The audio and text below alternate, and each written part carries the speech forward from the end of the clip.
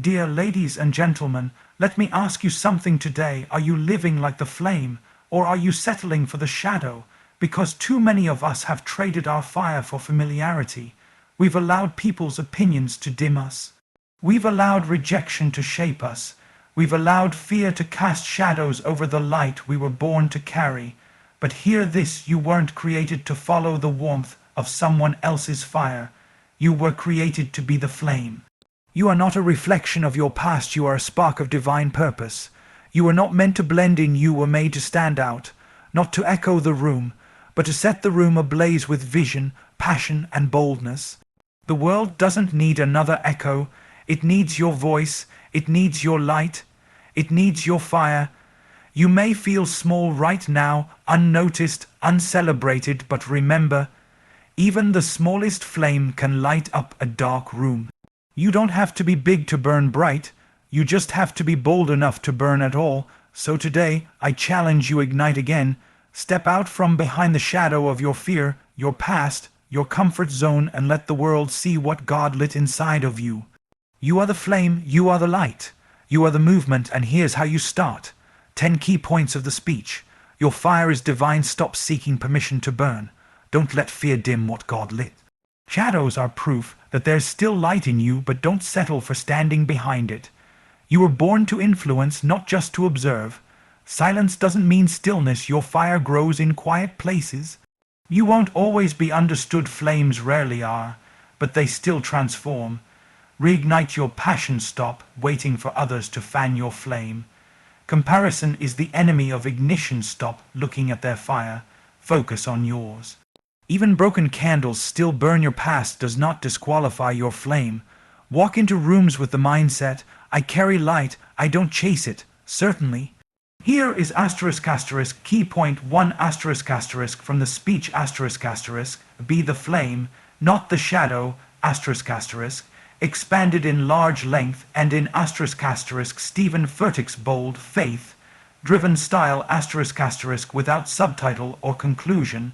There comes a time in your life when you have to stop seeking permission to be who you already are. You have to stop waiting for the applause to ignite your potential, because the truth is no one else can light the fire inside you. That's not their job, it's yours, and more importantly, it's God's. See, when God breathed life into you, He didn't just give you breathe, He gave you fire, passion, purpose, potential. But if you're not careful, you'll spend your whole life trying to get other people to validate a flame they didn't even ignite. You'll wait for affirmation that was never supposed to come from their mouths, and all the while you'll let your calling sit in the cold because you're too scared to burn without applause. Let me tell you something, the fire God put inside of you does not need their approval to shine. It doesn't need a platform, it doesn't need likes, it doesn't need followers. What it needs is obedience. What it needs is your yes. What it needs is for you to stop second, guessing what heaven already confirmed. And here's the danger: if you don't own your fire, someone else will define your shadow. They'll define your limits. They'll label your silence as weakness. But you weren't called to be a shadow, you were born to be the flame. And flames don't apologize for burning. They don't ask for space, they created They don't fit in, they stand out They don't wait for the temperature to be right, they set the temperature. I need you to stop hiding what God has revealed. Stop holding back what heaven placed inside you. Because some of you are waiting for the perfect moment to burn bright, but listen, the fire is already in you. You don't have to perform for it. You don't have to prove you're worthy of it. You just have to let it out. You don't need someone else to say, now is your time. If God lit it now, is your time. The world doesn't need a version of you that fits in their mold. It needs the version that steps out, speaks up, and sets things ablaze. You are the flame, and you don't need a single soul to sign off on that truth. You just need to believe it and burn, absolutely. Here's a full-length expansion of key point 2 from the speech be the flame, not the shadow, in bold, faith, build style without subtitle or conclusion. Fear is a thief. It sneaks into rooms it wasn't invited to. It whispers lies so convincing that you start calling them truth. It takes the flame God gave you and tries to dim it one doubt at a time. Fear will never put out your fire in a single blow. It just slowly convinces you to hide it, to tame it, to shrink it. And that's the danger, not that fear shows up, but that we start listening to it like it's in charge. Fear tells you, asterisk, you're not ready, you're not enough, you'll embarrass yourself, you'll fail. Asterisk, and instead of fighting it, we start folding. We stop applying, we stop speaking, we stop believing, not because God left us, but because fear talked louder than faith. But I came to tell somebody today, asterisk, asterisk, don't let fear dim what God lit, asterisk, asterisk. If he started the fire, then no fear, no failure, no opinion, no storm, no rejection, and no delay has the power to shut it down. The flame inside of you is asterisk, eternal, asterisk, because it came from an eternal source. You didn't create it, you received it, and what God starts, hell can't stop. Now don't get it twisted, fear is real, you'll feel it, but feeling it and following it are two different things. You can feel fear and still walk forward. You can feel anxiety and still speak up. You can feel overwhelmed and still show up in the room like God sent you, because the presence of fear doesn't mean the absence of fire. It just means your flame is being tested. Think about it, flames grow under pressure. Fire intensifies when it finds resistance, and so do you. So don't run from the fear, don't bow to it, don't build your identity around it. Instead, stand firm and remind fear who lit your fire. Remind fear that your confidence doesn't come from you, it comes from the one who called you. That your identity isn't built on emotions, it's built on purpose. If fear can't kill your calling, it will try to keep you quiet. But flames aren't quiet. Flames move, flames make noise. Flames consume what tries to contain them. That's who you are. That's what's in you. And no amount of fear can undo what heaven already ordained. So the next time fear tries to dim you, don't shrink back. Asterisk, shine louder, asterisk, burn brighter, push harder, because the enemy isn't attacking you for what you lack, he's attacking you because of the fire you carry. And it's time to remember that, asterisk, you don't need fear's permission to blaze, asterisk. Certainly. Here's a asterisk, asterisk, powerful, long-form expansion of key point 3 asterisk, asterisk, from the speech asterisk, asterisk, be the flame, not the shadow, asterisk, asterisk, delivered in an emotionally bold, faith-filled style without subtitle and without conclusion. There's a difference between being seen and being known. The world teaches us to chase the spotlight, to fight for attention, to post, perform, and pretend just to be noticed. But God didn't call you to asterisk, be seen, asterisk. He called you to asterisk, shine, asterisk. That's not about being popular, it's about being asterisk, purposeful, asterisk. See, a flame doesn't beg to be looked at, it demands attention by asterisk being what it was born to be, asterisk. It doesn't need to be told it's fire. It just asterisk burns, asterisk. And too many of us are waiting for validation to start acting like what we already are. Waiting for someone to say, asterisk, you're gifted, asterisk, waiting for the right opportunity, waiting for the right season, but you don't need to wait when the fire is already inside of you. Let me be real with you, some of the most powerful seasons of your life will be the ones nobody applauds. Some of your deepest growth will happen in the shadows. You'll be igniting in silence, elevating in private, building while being overlooked, and you have to decide in those moments, asterisk, am I here to be liked or am I here to be lit? Asterisk, because the shadow will tempt you to settle, to blend in, to keep your light low so nobody feels uncomfortable. But hear me, your flame was not designed to keep others comfortable. It was designed to light the way. And sometimes that means burning in rooms where others are too afraid to shine. The flame doesn't need a crowd. The flame doesn't need credit. The flame knows its value comes from the source, not the spectators. And that's your reality. You are not who they say you are. You are not the sum of what they see or ignore. You are the fire god placed in the middle of a dark world, and you are meant to asterisk disrupt asterisk the shadows, not dwell in them. But the enemy wants you to confuse being unseen with being unworthy. He wants you to forget that flames shine, even when no one's watching, that you can be impactful in the background, that just because they didn't clap doesn't mean you didn't change the atmosphere.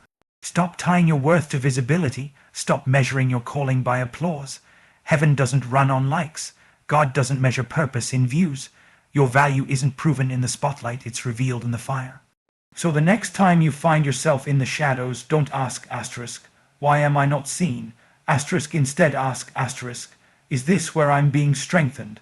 Asterisk, because God often develops us in the shadows so we can asterisk burn unshakably asterisk in the open. So we don't just shine, we asterisk withstand asterisk. You were not called to flicker, you were called to asterisk flame asterisk. And when you really carry the fire of purpose, you don't chase platforms, you asterisk become asterisk one. Certainly. Here is a asterisk full length expansion of key point 4 asterisk from the message asterisk be the flame, not the shadow. Asterisk written in bold, raw Stephen Furtick. Inspired style asterisk without subtitle and without conclusion asterisk. You weren't created to copy, you were created to carry. And that's the danger when we start comparing ourselves with everyone else's fire. We lose sight of our own flame. We try to match their heat, mimic their glow, replicate their rhythm, and before we know it, we're no longer igniting what's inside us, we're just imitating what's outside us. The problem with imitation is that it dims authenticity, and fire that isn't authentic can't sustain. You'll burn out pretending to be someone else. You'll grow tired trying to shine like a flame that wasn't assigned to your soul. Because God didn't call you to be the next version of them. He called you to be the original version of you asterisk. You've got a unique fire, a voice, a gift, a glow that can't be duplicated. But comparison is a thief, and it will rob you of your flame by convincing you that theirs burns better. It'll tell you that because their fire is louder, yours is weaker, that because they got there faster, you must be behind. But what you don't see is that while you're envying their flame, they might be admiring your endurance. Stop scrolling through highlight reels and setting your worth based on someone else's moment. You have no idea what battles their fire has burned through. You don't know what it took to get that flame going. And you don't know what it's costing them to keep it alive. So why waste time chasing their calling when yours is just as holy? The truth is, comparison keeps you shadowed because when you're too busy studying their light, you forget you've got your own. You hide it, you mute it, you shrink it, all because it doesn't look like theirs. But let me remind you, fire isn't about uniformity. Fire is about impact and your impact starts where imitation ends. When God lit you, he didn't use a duplicate match. He struck something only you could carry. That means your pain has a purpose, your process has a pulse, and your flame, even if it looks small right now, was custom, made to break darkness in the places you've been assigned. So own your flame. Don't apologize for its uniqueness. Don't explain away its difference. Don't shrink it to fit in rooms you were meant to transform. Because the fire God gave you is not just different, it's divine. You don't need their permission to shine, you don't need their style to be strong, and you definitely don't need to copy their flame to make your mark. You were lit on purpose for a purpose. So stop adjusting your brightness just to blend in with people who were never meant to carry what's inside of you. Absolutely. Here's a long form expansion of key point 5 from be the flame, not the shadow. Written in a deep, emotionally charged Stephen Furtick, inspired style without a subtitle and without a conclusion. Every flame needs fuel, and the greatest fuel isn't hype, it's hunger. You can't stay on fire off of inspiration alone. You can't keep burning if you're not feeding what God ignited inside of you. A fire that isn't fed will eventually fade. That's not punishment, that's physics, that's spiritual truth. What you feed grows, what you starve dies, and for so many of us, the reason our fire is flickering isn't because God left us. It's because we stopped fueling what he started. Some of us are spiritually malnourished, emotionally drained, and mentally cluttered not because we're lazy, but because we're feeding the wrong things. We're feeding fear. We're feeding comparison. We're feeding approval addiction, resentment, and comfort zones. We keep wondering why our light is getting dimmer, but we haven't realized we're using wet wood things that can't catch fire because they were never meant to. You want your flame to grow, then feed it with discipline, with prayer, with truth, with worship, with community that doesn't just validate you but refines you. Feed it with bold decisions that stretch your faith. With quiet obedience when nobody's clapping, with relentless belief even when the results don't match your expectations. Don't wait until you feel inspired to tend to your flame. Real fire starters don't wait for motivation, they act from conviction. There will be days when your soul feels cold, when your dreams look dead, when the atmosphere around you is heavy with doubt. And in those moments, you've got to learn how to feed your fire anyway. That's how you build a consistent burn, not just a spiritual spark. Some people only light up when the crowd is loud, but a true flame keeps burning even in silence. And that consistency is built on what you put in the Word of God, declarations over your life, reminders of who you are in Him. Because fire is not sustained by feelings, it's sustained by fuel. You've got to guard your flame like it's sacred because it is. Don't let drama steal it. Don't let distractions drain it. Don't let disappointment snuff it out. Every day you wake up, you have a decision to make: feed the fire or let it flicker. The enemy isn't always trying to extinguish your fire in one blow. Sometimes he just wants you to forget to feed it, to get so distracted by busyness, bitterness, or burnout that you stop tending to what God started.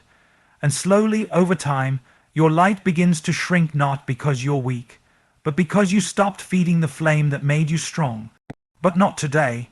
Today you remember, the flame in you is still alive. It's still worth fighting for. It's still capable of setting things ablaze. You just need to feed it daily, intentionally, fearlessly.